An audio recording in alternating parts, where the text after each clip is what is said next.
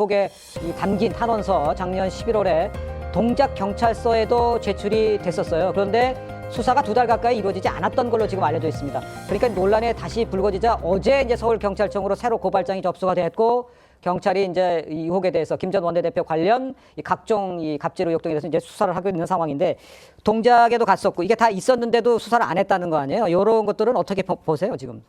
일단 정식 고발 사건은 아니었던 것 같습니다. 당시에는요? 예, 경찰이 고소고발 사건을 받으면 당연히 사건 접수번호를 부여하고 예. 배당을 해서 수사에 착수합니다. 그런데 이와 같이 탄원서, 진정서 등이 접수되면 일단 검토를 한 후에 사건의 범죄 혐의 사실이 어느 정도 소명이 됐고 수사 필요성이 있다고 인정될 때 배당을 하고 수사에 착수하는데요. 아마 네. 그 검토 단계에 있지 않았나 싶습니다. 뭐 2달이라는 기간이 짧다면 짧고 길다면 길지만 예. 이미 이 사건은 말씀하신 대로 2024년 총선 즈음에 이미 외부에 다 알려졌고 네. 고소고발전이 있었던 사건이고, 그 이후에 김병기 의원이 고소를 취하하고 네. 아마 이 탄원서를 냈던 당사자들도 다른 취지의 어떤 입장을 진술하거나 하면 사건이 이제 1차적 종결이 됐던 사건이기 때문에 사건을 접수받은 동작경찰서는 당장 수사에 착수해야 될 사건으로 아직은 분류하지 않은 것 같고요. 이번에 다시 고발이 접수됐기 때문에 관련된 내용까지 전부 다 들여봐야 될 것 같습니다. 지금은 이제 다 12가지 다 들여다봐야 될 상황이 될 수밖에 예. 없는 상황이라는 얘기를 해주신 겁니다. 알겠습니다.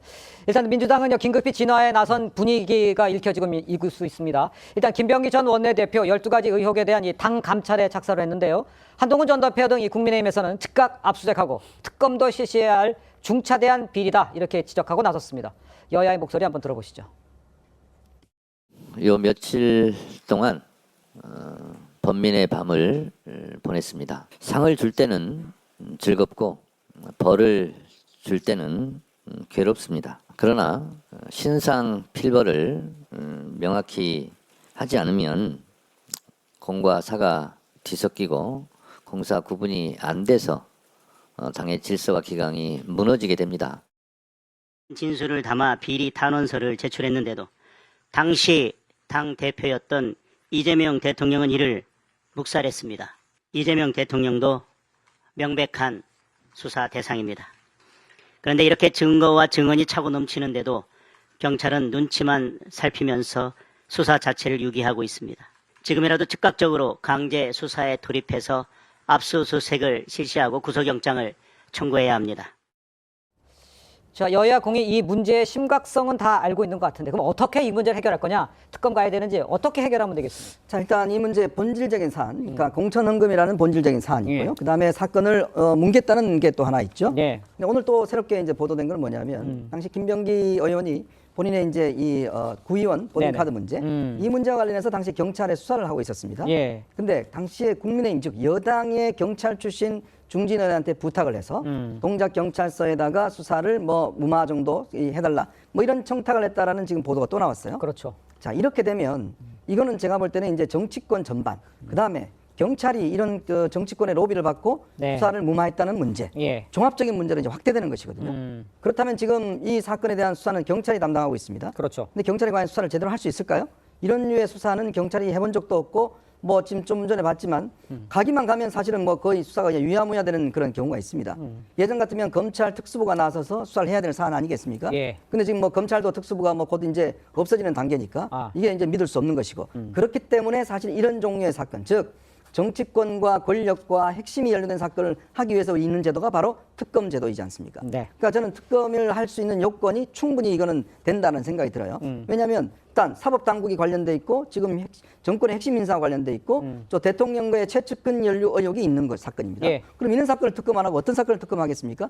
자, 그렇기 때문에 지금 경찰이 지금 중구난방으로 여러 수사를 벌이고 있는데, 예. 이 사안을 이렇게 가다가는 그냥 무마될 가능성이 높고, 자, 그렇기 때문에 여당도 이 부분, 그다음에 이건 야당도 지금 연루돼 있어요. 네. 왜냐하면 그 경찰 출신 중진의 누군지, 그렇죠. 정말 과연 그걸 수사를 무마했는지 이 부분도 수사를 해야 되기 때문에 저는 이거는 분명히 특검으로 가야 된다는 생각이 듭니다. 알겠습니다. 특검이 필요하다는 얘기를 해주셨고, 그 왜 필요하다는 설명을 쭉 해주신 것 같은데, 동일하시는지 아니면 특검 아니어도 다른 해결 방법이 있다고 보시는 건지 어떻게 보고 있습니까? 지금 특검을 얘기하기는 이르다라는 판단입니다. 그렇습니까? 그리고 예. 이 사건에 이제 경찰이 서울경찰청으로 12개 사건을 전부 취합해서 즉시 수사에 착수했고 곧 강제 수사도 예정된 상황에서 특검부터 얘기하는 것은 지방선거를 앞두고 이걸 정치 공세하겠다는 의도로밖에 보이지 않습니다. 아, 이제 특검의 논거로 삼고 있는 게 경찰이 자꾸 사건을 덮지 않았느냐 이런 건데요. 그 부분에 대한 부분은 뭐 특히 최초 이 사건이 제기된 것이 2024년 2월, 2023년 7월부터 2월 사이라고 하면 예. 그때 윤석열 정부 시절이었습니다. 그러니까 예.